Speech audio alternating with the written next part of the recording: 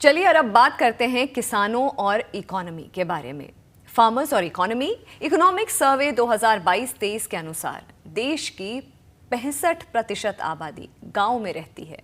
47% लोगों का जीवन खेती पर निर्भर है। आज़ादी से अब तक हमने कृषि में कई उपलब्धियां हासिल की हैं। तब हम आयात पर निर्भर थे, आज हम बहुत सी कृषि उत्पाद का एक्सपोर्ट करते हैं। अनाज उत्पादन 1950 में 5.08 करोड़ टन था, जबकि 2023-24 में 30.9 करोड़ टन का अनुमान है। भारत दूध, जूट और दालों का सबसे बड़ा उत्पादक है। गेहूं, चावल और फल सब्जियों में दूसरे स्थान पर है। इस पर चर्चा करने के लिए स्टूडियो में मेरे साथ हैं मनोरंजन जी और ऑनलाइन मेरे साथ जुड़ रहे हैं डॉक्टर अवनींद्र जी। मनोरंजन जी, आपसे शुरुआत करूंगी। पहले जलवायु परिवर्तन, क्लाइमेट चेंज इस वक्त न केवल भारत बल्कि पूरे विश्व के सामने एक बहुत बड़ी चुनौती बनकर खड़ा हुआ है। ऐसे में अगर हम कृषि क्षेत्र की बात करें, फार्मर्स की बात करें, किसानों की बात करें, तो कई किसानों को ये जो मौसम में जो अचानक से बदलाव हो रहा है, इसके बहुत नुकसान का सामना करना पड़ रहा है। ये भी बात सामने आई है कि ऐसी वैरायटी बनानी चाहिए फसलों की जो इसको विदस्टैंड कर सकें क्लाइमेट चेंज को। ये आपको पहली बात है कितना प्रैक्टिकल सोल्यूशन लग रहा है, और क्या ये समाधान और ये जो उपाय है आपको उचित लग रहा है? मेरा मानना है ये आपको प्रैक्टिकल लगे, उचित लगे, लेकिन अभी हम ऐसे चौराहे पे खड़े हैं कि हमारे पास कोई विकल्प नहीं है। तो ऐसी हालत में शायद ये आम तौर पे नहीं समझा गया है कि कृषि में जो हिस्टोरिकल एमिशंस होते हैं, जो उत्सर्जन हुआ है ऐतिहासिक रूप से, ये सबसे ज़्यादा है भारत के प्रदूषण को बढ़ाने के लिए।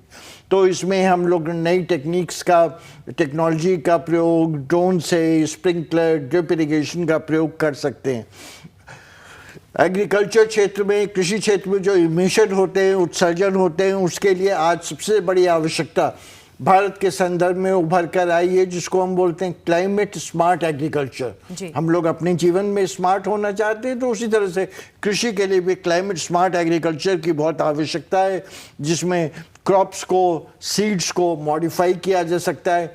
हम ऐसे फसलों पे ज़्यादा ध्यान दे सकते हैं जिसमें पानी की आवश्यकता कम हो। सोलर एनर्जी पर भी एक ज़्यादा विशेष ध्यान देने की आवश्यकता है। इसके अलावा कृषि के क्षेत्र में एक और एलाइड सेक्टर है, लाइव स्टॉक सेक्टर, पशुओं का, जिसके लिए भारत पूरे विश्व में जाना जाता है। लेकिन कृषि के बाद जो इमिशन होता है, सबसे ज़्यादा इमिशन, उत्सर्जन जो प्रदूषण को बढ़ाता है, वो लाइव स्टॉक क्षेत्र में होता है। तो इसके लिए ज़रूरी है कि हम उसके जो फीड है उसमें बहुत ज़्यादा ये गुंजाइश होती है इमिशन की। तो फीड को, लाइव स्टॉक के फीड को, जो हम जानवरों को खाना खिलाते हैं, उसको हम अगर तकनीकी रूप से प्रभावित कर सकें कि उसका इमिशन कुछ कम कर सकें, तो उससे पूरे वर्तमान स्थिति पे अच्छा और प्रभावी असर पड़ेगा।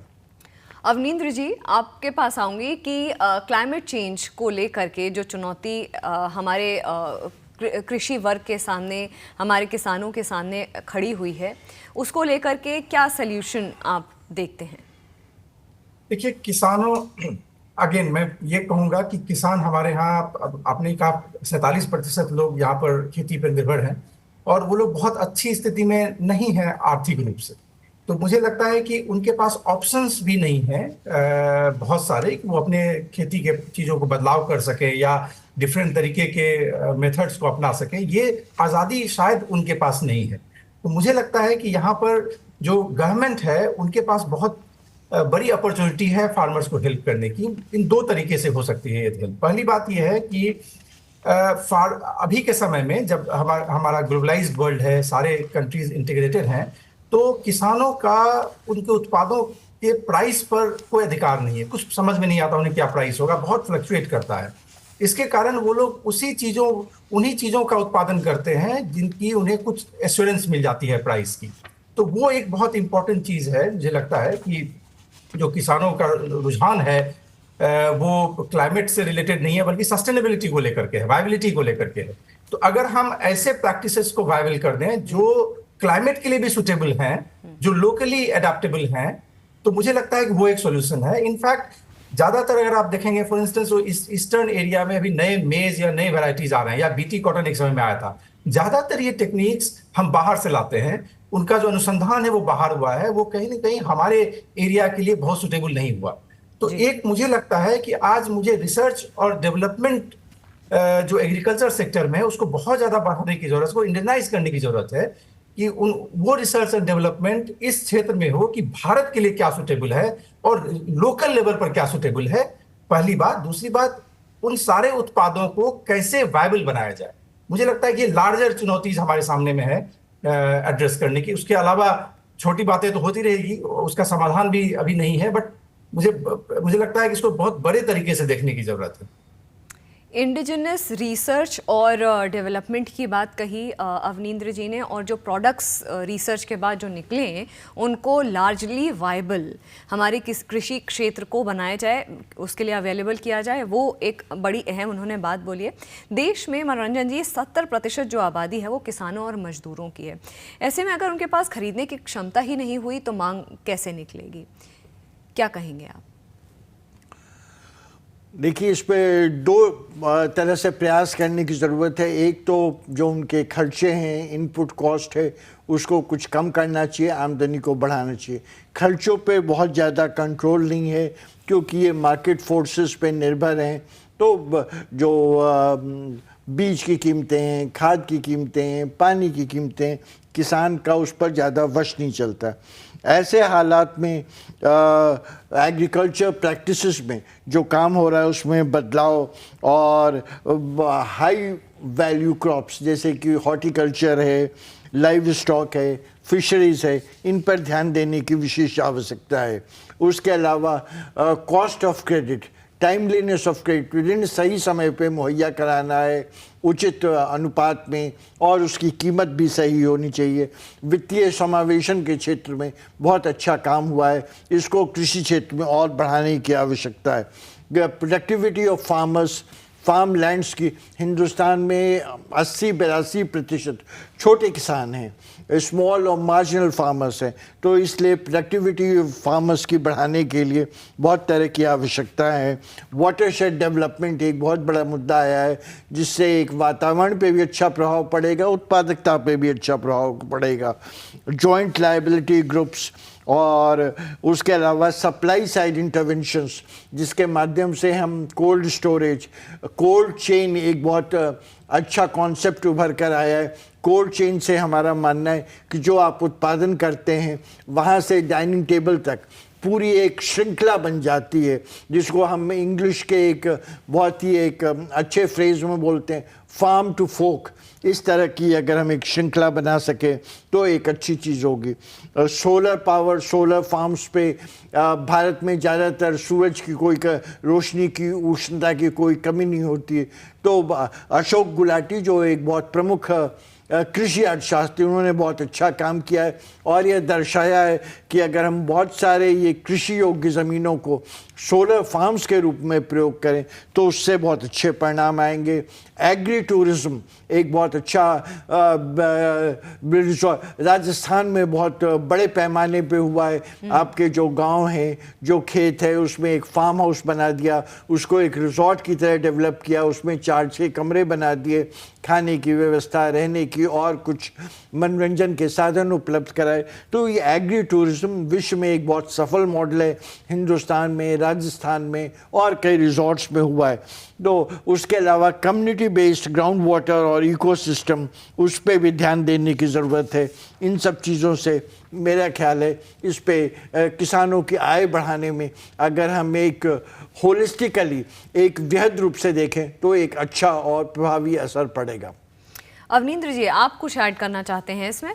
मैं इसमें एक दो लाइन, बहुत कॉम्प्रिहेंसिव उन्होंने बात कही, बट एक दो चीजें बहुत इंपॉर्टेंट हैं मेरे अनुसार। अगर फार्मर्स को फूड प्रोसेसिंग इंडस्ट्रीज के साथ डायरेक्टली लिंक कर दिया जाए तो मुझे लगता है, क्योंकि वैल्यू चेन में फार्मर्स बहुत नीचे होते हैं, उनके कमोडिटी की प्राइस बहुत अच्छी नहीं मिलती है, जबकि आप प्रोसेस्ड फूड को अगर देखेंगे उसकी प्राइस कई गुना बढ़ जाती है। तो मुझे लगता है कि कम्युनिटी लेवल पर, कोऑपरेटिव लेवल पर जो फूड प्रोसेसिंग इंडस्ट्रीज है, इनको रूरल लेवल पर डेवलप किया जाए और फार्मर्स को डायरेक्टली उसमें पार्टिसिपेट कराया जाए, तो ताकि वो वैल्यू चेन में उसके ऊपर चले जाएं। और मुझे लगता है कि वो एक बहुत इंपॉर्टेंट इंटरवेंशन होगा उनके ओवरऑल वायबिलिटी को लेकर के, कि प्रोडक्शन के साथ साथ वो इंडस्ट्रियलिस्ट है, मतलब वो सारी चीजें एक साथ कर रहे हैं और उनका योगदान उसमें है। एक मुझे होलिस्टिक लगता है अप्रोच की आप अवनींद्र जी बात करें कि होलिस्टिकली इसको कैसे अप्रोच करके इसका समाधान निकाला जा सकता है। मनोरंजन जी, फूड एंड एग्रीकल्चर ऑर्गेनाइजेशन की बात करें तो एक आकलन है कि सप्लाई चेन में कमी होने के कारण भारत में हर साल लगभग 11 से 15% अनाज वो नष्ट हो रहा है। इसका क्या समाधान है, इसको कैसे कम किया जा सकता है? हाँ, ये एक खास के ऐसे समस्या जबकि हम वांछित उत्पादन नहीं बढ़ा पा रहे हैं, इसका उन किसानों की आय में कमी है। तो अगर हम उसको सही उत्पाद दे सकें, वेस्टेज को चेक करने के लिए फार्मर्स के एफपीओ की ऑर्गेनाइजेशन एक पिछले 5-7 साल में उभर कर आई है।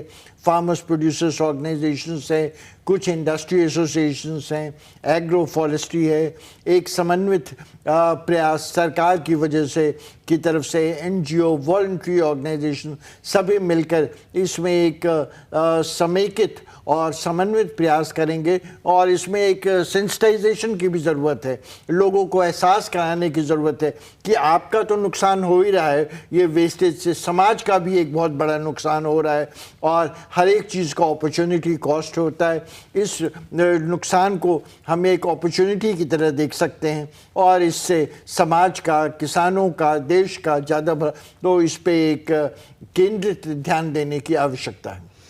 अवनींद्र जी, आपसे भी मैं यही सवाल लूँगी कि सप्लाई चेन में कमी के कारण हर साल ये जो 11 से 15% अनाज नष्ट हो रहा है, ये पहली बात है, ये कितनी बड़ी चुनौती है इस वक्त भारत के लिए, भारत की इकोनॉमी के लिए, और इस पर किस तरीके से काम किया जा सकता है? बिल्कुल सही कहा आपने, बहुत बड़ी चुनौती है, खासकर जहाँ किसानों की इनकम उतनी ज़्यादा नहीं है। मुझे लगता है कि दो चीज़ें हैं इस पर। एक तो इंफ्रास्ट्रक्चर की कमी जो है, जो इनहेरेंट प्रॉब्लम है, और मुझे लगता है कि जो सब्सटेंशियल इंप्रूवमेंट है इंफ्रास्ट्रक्चर, रूरल इंफ्रास्ट्रक्चर में पर्टिकुलरली, वो तो होना ही चाहिए। बट दूसरी बात मुझे लगती है कि जो फूड मैनेजमेंट है, इसका डिसेंट्रलाइजेशन बहुत जरूरी है। जो फूड प्रोडक्शन है उसको आप गांव के लेवल पर मैनेज करें। होता क्या है, आपके कोल्ड स्टोरेज सारी चीजें डिस्ट्रिक्ट हेडक्वार्टर में होती है, या कई बार तो डिस्ट्रिक्ट में भी नहीं होती है।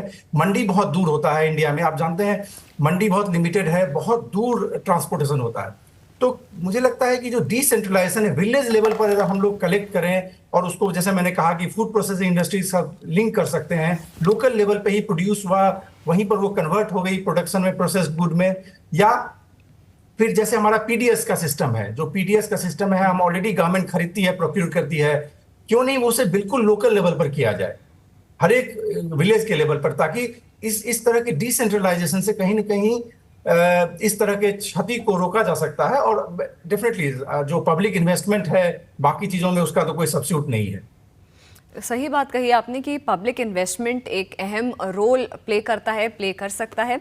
फिलहाल कृषि क्षेत्र, किसानों को लेकर के और इकोनॉमी में किस तरह से कंट्रीब्यूशन देख रहे हैं भविष्य में, प्रेजेंट के जो वर्तमान के हालात क्या हैं, उन पर हमने एक विशेष चर्चा करी और कई ऐसे पर्सपेक्टिव थे जो हम आपके सामने लेकर के आए हैं। अवनींद्र जी और मनोरंजन जी मेरे साथ स्टूडियो में हैं और जिस तरह से उन्होंने हमारी मदद करी इस पूरे विषय को, खासकर कृषि क्षेत्र को समझने में, वो वाकई में मुझे लगता है हमारे व्यूअर्स के लिए भी, जो कि मतदान करते समय अपने मतदान का आकलन करेंगे कि किसको अपना मतदान देना है, उनके लिए बहुत बहुत उचित रहेगा। तो फिलहाल ये थी बात इकोनॉमी को लेकर के।